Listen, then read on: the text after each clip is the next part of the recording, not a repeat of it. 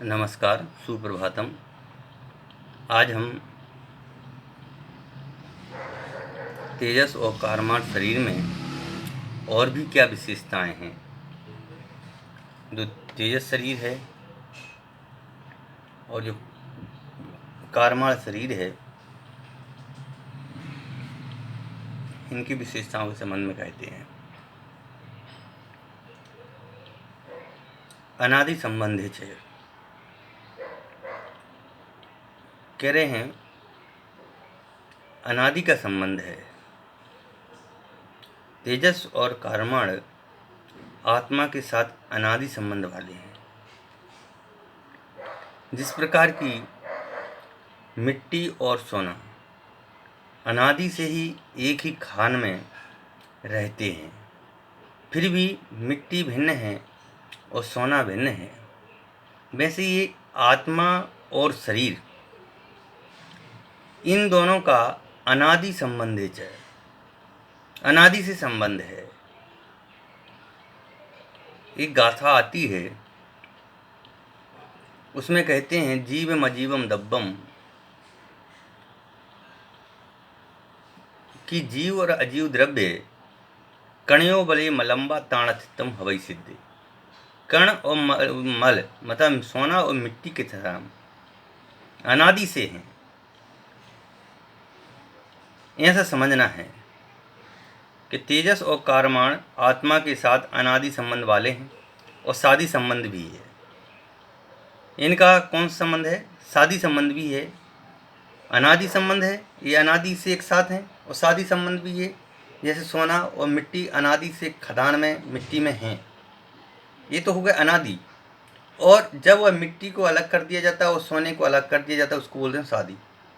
अतः जब आत्मा कर्मों से मुक्त हो जाता है तो सादी अनंत भी है। कार्य कारण भाव की परंपरा की अपेक्षा अनादि संबंध है। जो यह क्रियाएं हम देखते हैं, चलना फिरना उठना बैठना, यह आत्मा और शरीर का एक साथ जो क्षेत्रावार संबंध है, उसके आधार पर कारक कारण संबंध भी कहा जाता है। अनादि संबंध तेजस और कारमा शरीर के साथ है, अनादि से है। इसका अलग होना मात्र मुक्त अवस्था में ही है। सादी संबंध में अभिप्राय है कि जब तक जीव मुक्त नहीं हो जाता है तब तक आत्मा के शरीर में तेजपना व कार्य कर्म की अवस्था अन्य कारमाण शरीर में साथ में रहता है।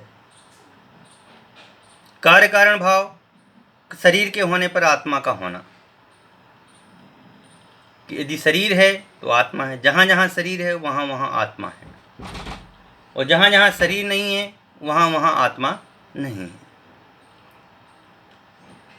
इसी संबंध में आगे सूत्र कहते हैं सर्वस्व, कि तेजस कारमाण शरीर के स्वामी कैसे हैं? सर्वस्व, कि तेजस और कारमाण जो शरीर है यह सभी जीवों के अंदर में होता है। चाहे वह एक इंद्रिय जीव हो, चाहे वो पंचेंद्रिय हो, चाहे पशु हो, चाहे मनुष्य हो, चाहे वह देव हो, चाहे नारकी हो, सभी में अपने अपने हिसाब से तेजस और कारमाण शरीर पाया जाता है। अब प्रश्न होता है कि एक जीव के साथ कितने शरीर संभव हैं, कि कोई जीव है, उस एक जीव में कितने शरीर हो सकते हैं। तदादीनी भाज्यानि एक पदे कस्मिन्ना चतुर्भ्या, कह रहे हैं एक साथ एक जीव के दो शरीर तेजस और कारमाण से लेकर 4 शरीर तल विकल्प से होते हैं।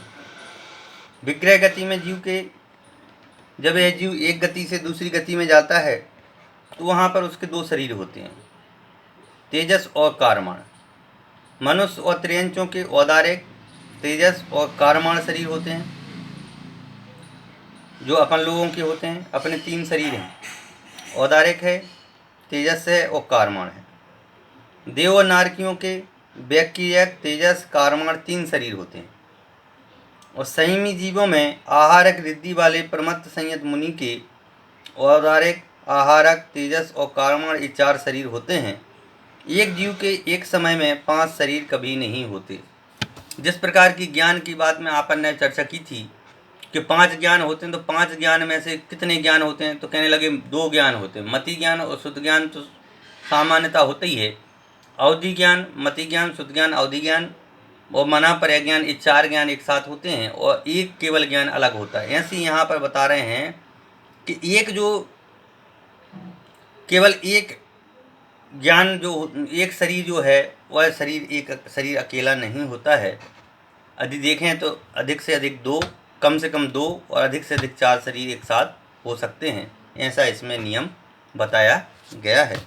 आगे की चर्चा जो है इसी प्रकार से अपन जो आहारक शरीर की चर्चा है उस आहारक शरीर की चर्चा अपन यहाँ पर कल करेंगे। धन्यवाद।